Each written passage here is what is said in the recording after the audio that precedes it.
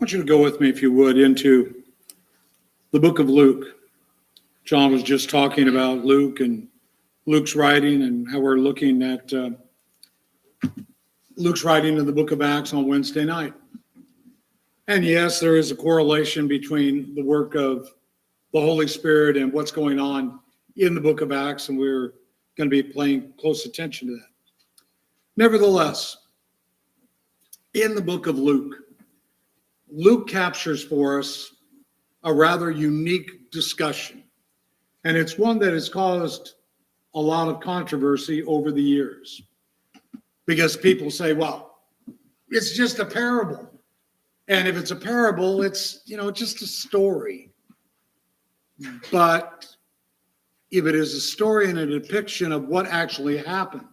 And so when you begin to look at the story, parable, description of what transpired between the rich man and Lazarus as told by Jesus, we recognize that, number one, Jesus would never tell something that was wrong. If it is a parable, then the parable would remain consistent with truth. If it is an actual retelling of a situation, then that would remain consistent with truth. If it is to be considered as nothing more than Aesop's fables, nevertheless, it would be something that Jesus would say, and it would remain consistent with truth.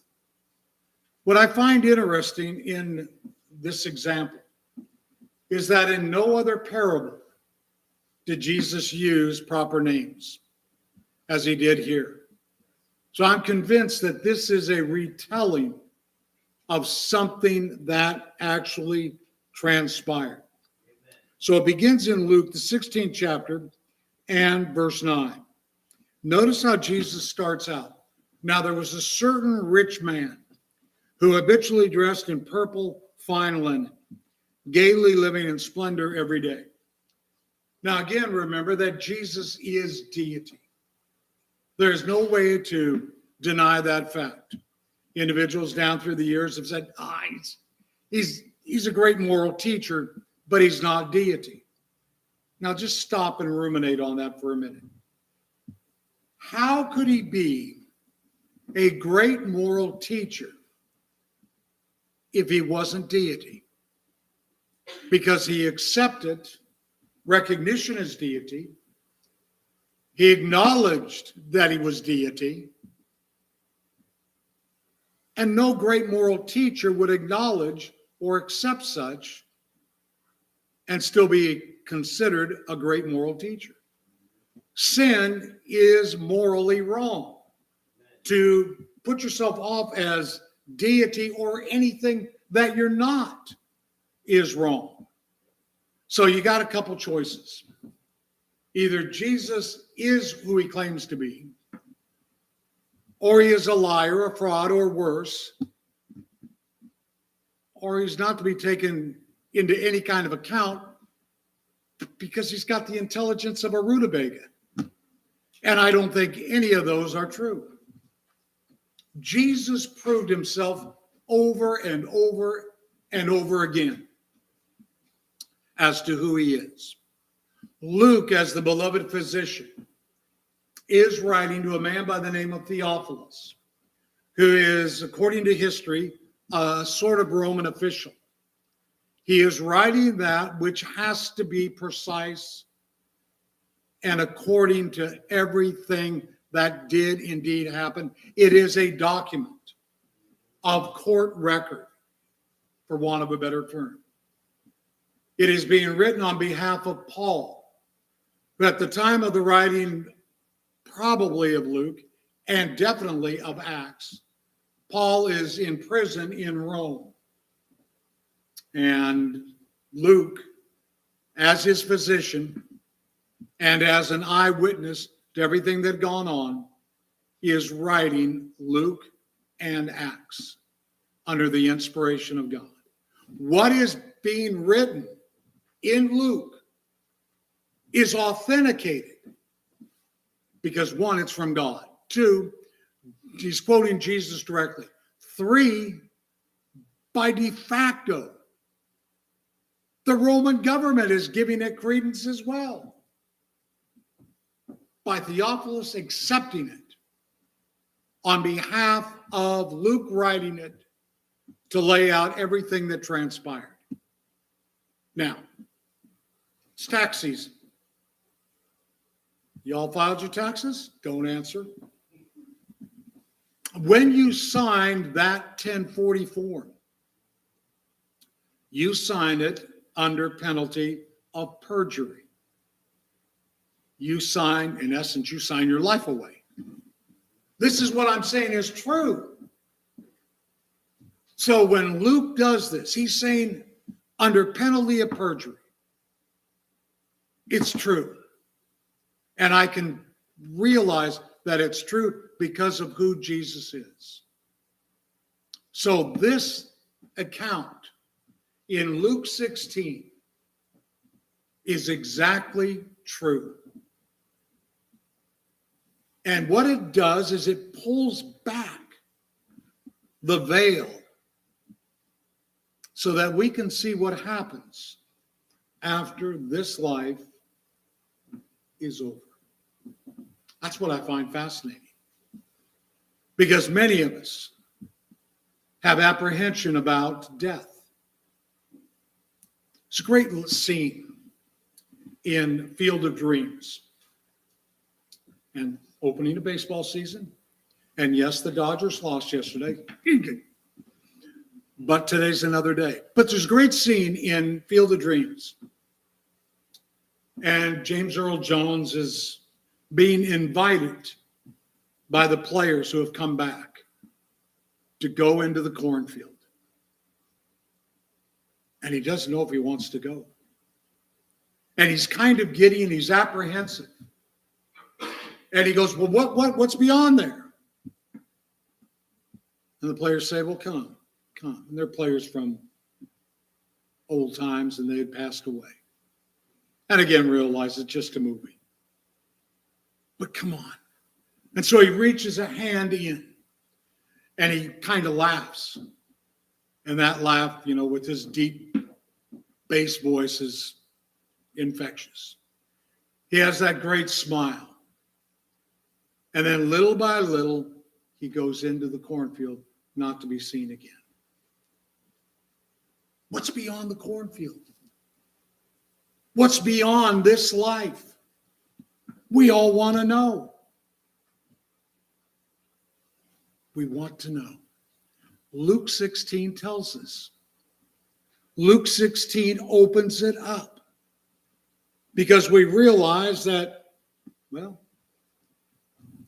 we're all going to face that time. That there is going to be a separation, as James talks about in the second chapter, verse 26. And we realize that we will have an existence.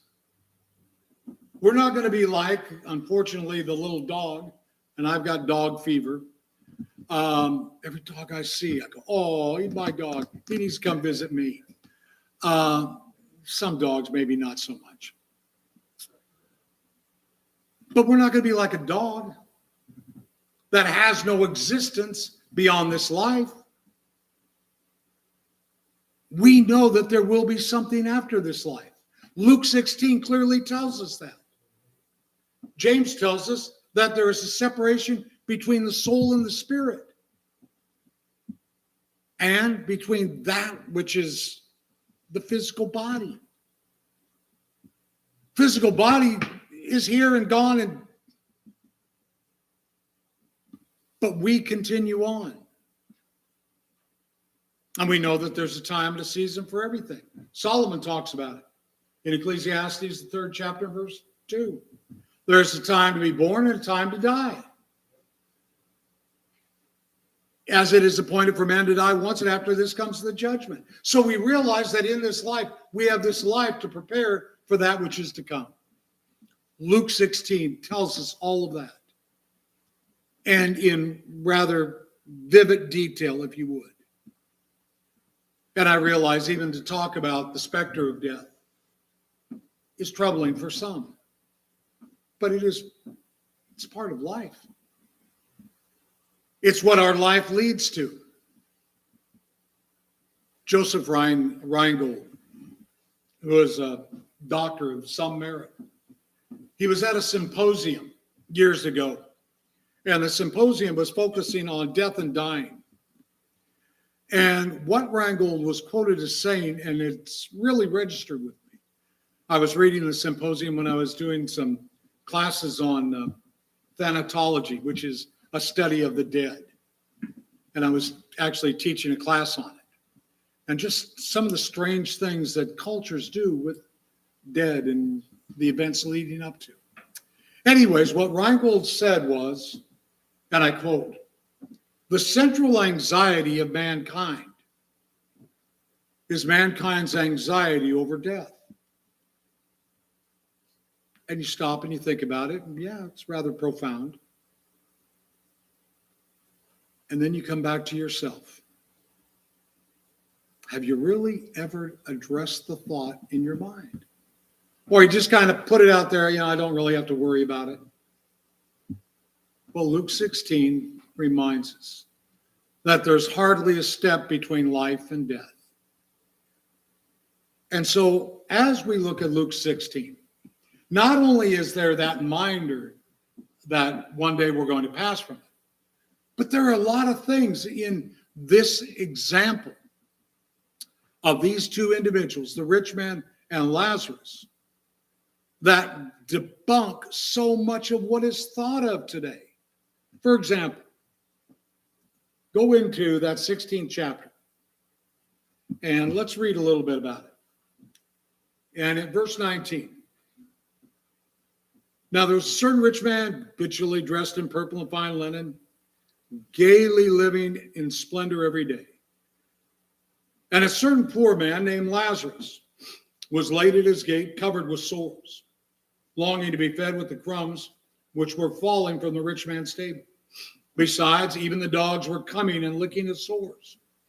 And it came about that the poor man died, and he was carried away by the angels to Abraham's bosom. Rich man also died and was buried. And in Hades he lifted up his eyes, being in torment, saw Abraham,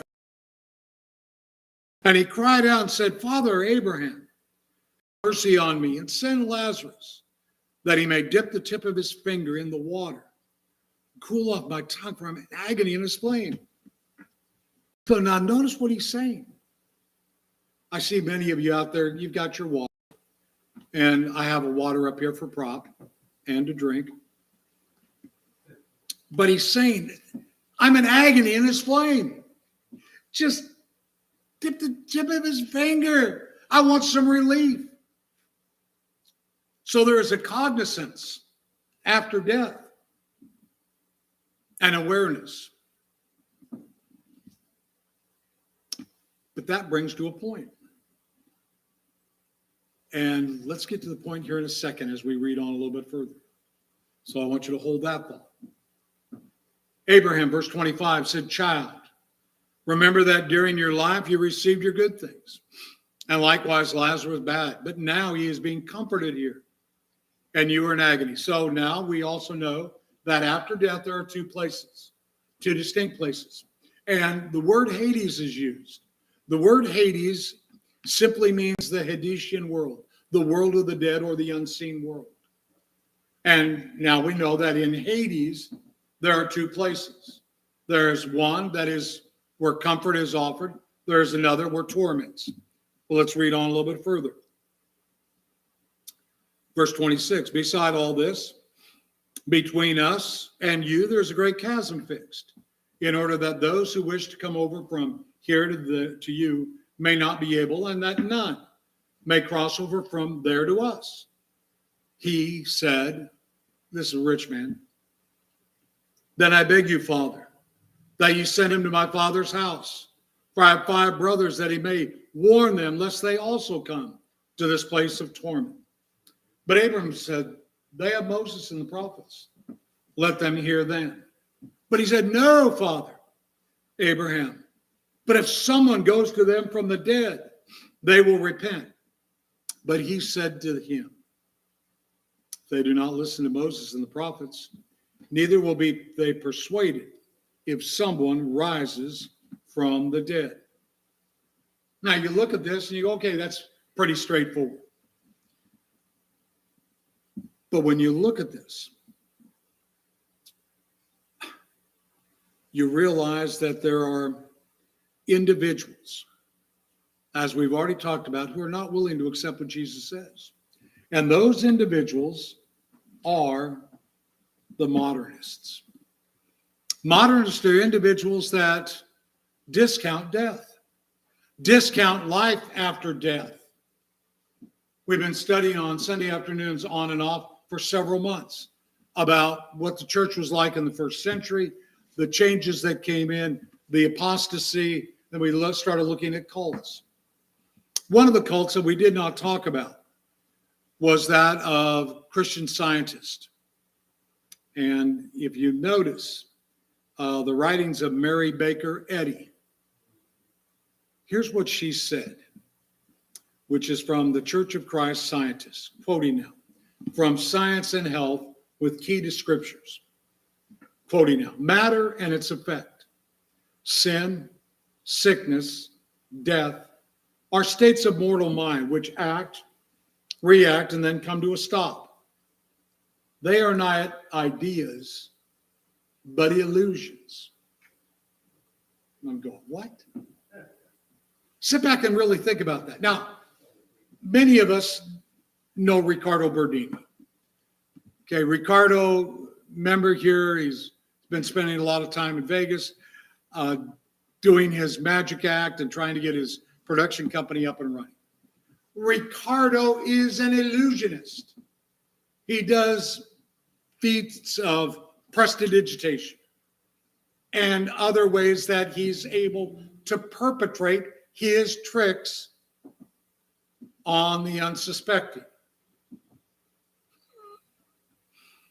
And it's interesting. We sat around the table one Thanksgiving, and Riccardo was there, and he did some of his tricks. And he asked me, he said, do you know how I did that? And I said, yes. And then I went away, and he came and followed me and said, how did I do it? I told him. He said, don't tell anybody. But it's interesting. Illusions. Jesus is not talking here about illusions. Jesus is talking about realities. He said sin and sickness and death are a reality. Poor Lazarus was afflicted with sickness. He had sores on his body. He died. So did the rich man. Could anyone possibly believe such drivel and then have the audacity to tie what they believe back to Christian? Christian is a disciple, a follower of Christ. And right here at this juncture, Luke 16, they discount the totality of what Christ teaches. Sin is real. If you look at 1 John 3 and verse 4, sin is a missing of the mark. You've got this target you're aiming at, and you shoot and you miss the mark. That's what sin is. We aim to follow everything that God has put in his word. And if we don't do that, that is sin. Kind of like the story that was told of a recruiter going in the backwoods of Georgia. And he was driving back on some of the roads back there. And he happened by a barn. And there was a number of targets painted on the side of the barn. And he looked closer, and man, every one of those targets had bullet holes spot in the center. And he was impressed. He said, there's a veritable marksman in there. So he pulls into the farm, runs in, knocks on the door, and asks the people that live there, who's the marksman? Young guy comes out and he said, well, that'd be me. And the recruiter said, oh my, your country needs you. I'd like to see how you shoot. Do you mind? Guy goes, no, not a problem. Gets his gun, goes outside, goes to another side of the barn, starts shooting. The recruiter looks and says, well, where's the target? Guy said, wait a minute. Goes into the barn, gets out some white paint with a paintbrush, and then draws a target around right where he shot, and everything was right in the middle. There! Well, that's not what we do. We don't say, okay, now I'm going to make the definitive mark after I've already done it, that shows I've hit the mark. Oh, you can't do that. But that's what modernists want us to believe. If sin was not real, then Jesus died for no purpose. We just sang the song, The Old Rugged Cross. Now, the rich man, he knew that sin was real. Did you see that in that reading? In verses 27, 28, 29? Father Abraham, send him back. Send him back to my brothers so they won't come to this place, so that they won't sin. He realized that he was in the situation he was because he had sinned. So please send him back. If sin wasn't a reality, why would he have been concerned at all? There would have been no need. So when you begin to think of modernism being refuted, yeah, it's there. It's shot down. And the thinking of the modernist. The idea that death is an illusion, it's laughable.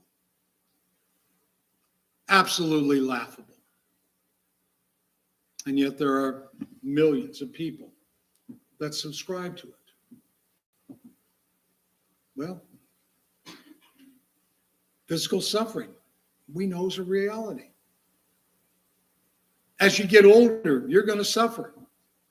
It is going to be a reminder that you're getting older. You don't always have to be older. But if you look at Ecclesiastes, the 12th chapter, it begins talking about it. Begins talking about failing eyesight, your teeth falls out, you don't hear, kind of like I did this morning. Dad's talking about Doug Abney. I didn't hear where it is he lived. I'm thinking, what does he do? Hey, bank. He doesn't live in a bank. He works in a bank. That to me is surprising enough that Doug would work in a bank. Because I remember when Doug worked for Dan. Dan would take Doug into an area and he would look at Doug and go, destroy it, demolish it.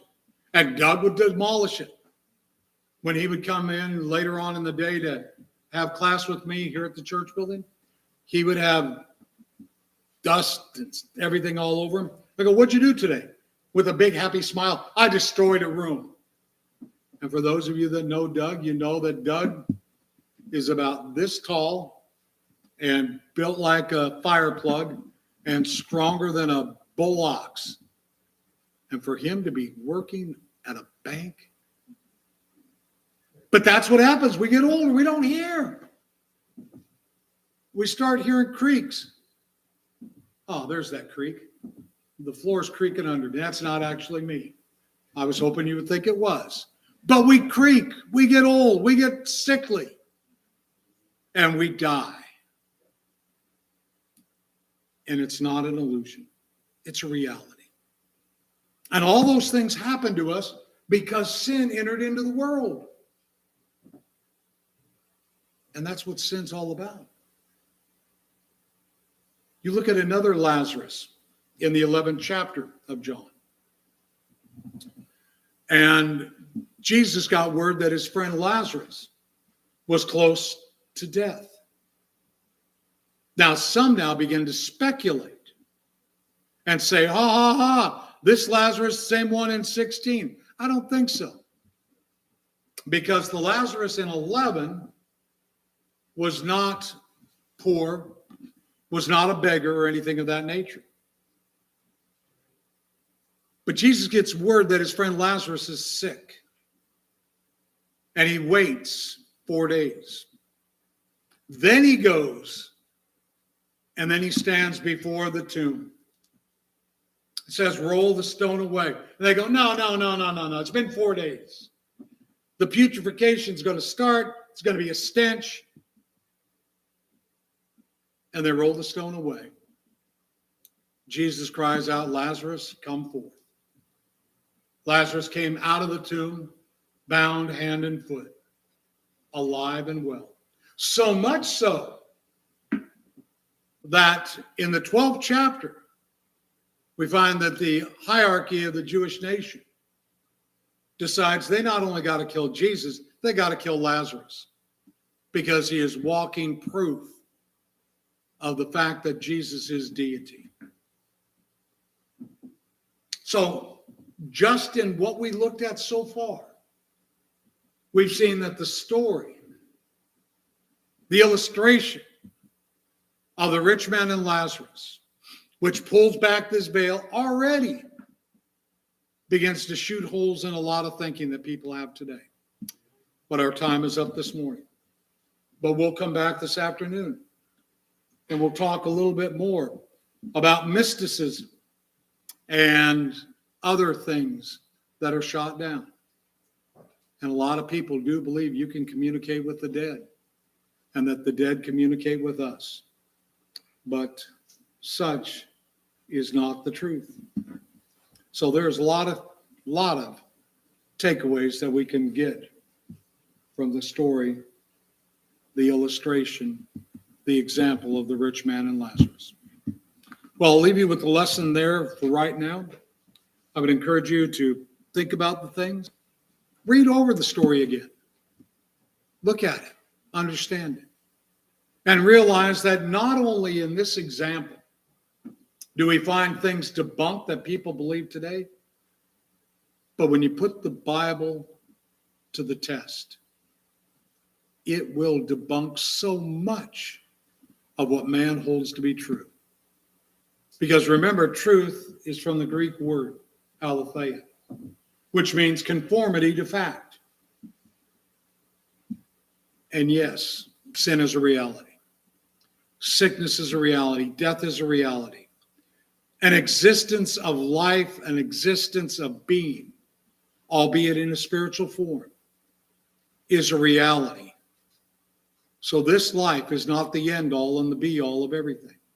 Moreover, this life is a step toward that which is to come.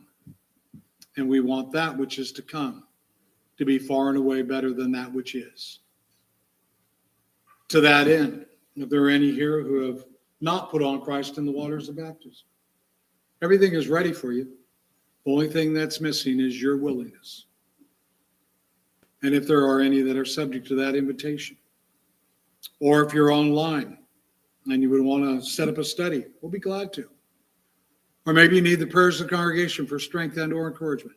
However we might be of a spiritual assistance,